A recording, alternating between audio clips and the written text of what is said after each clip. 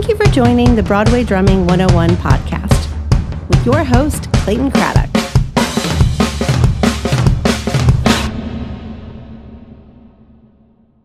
So you came here, you got an apartment, you started hanging out. Do you remember some of the places that you went to go meet musicians in New York? Definitely. Rockwood Music Hall was a big one. Multiple times a week. Monday nights, would go see Jim Campolongo Trio with Josh Young and Chris Morrissey.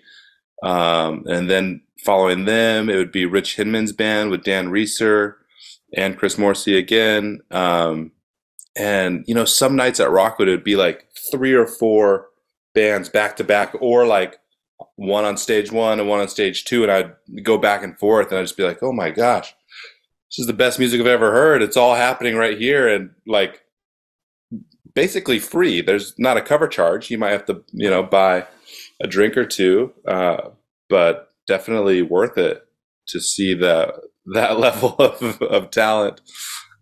So Rockwood, I would go there all the time, and I would just try and say hi to people. You know, I'd say, hey, I'm new in town. I'm a drummer.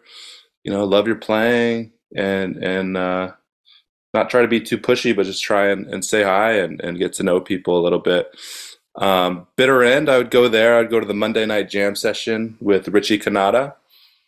I think that's still going, but I have not been in years. But I used to go there all the time, and Oz Noy was usually doing his thing on Monday nights, and he would always have incredible drummers, you know, Keith Carlock or Steve Wolf, all sorts of people. So I'd go see the Oz Noy set and then stick around for the Richie Cannata jam session. So those were kind of a couple staples. There was a couple other spots. There's a spot in Harlem called Paris Blues that they have red beans and rice like on tap, like just free. It's just there. You just serve yourself a helping. And as a young, you know, first year in New York, trying to scrape by, I was like, man, bring on the free food. You know, I mean, to this day, I'll take free food anytime. But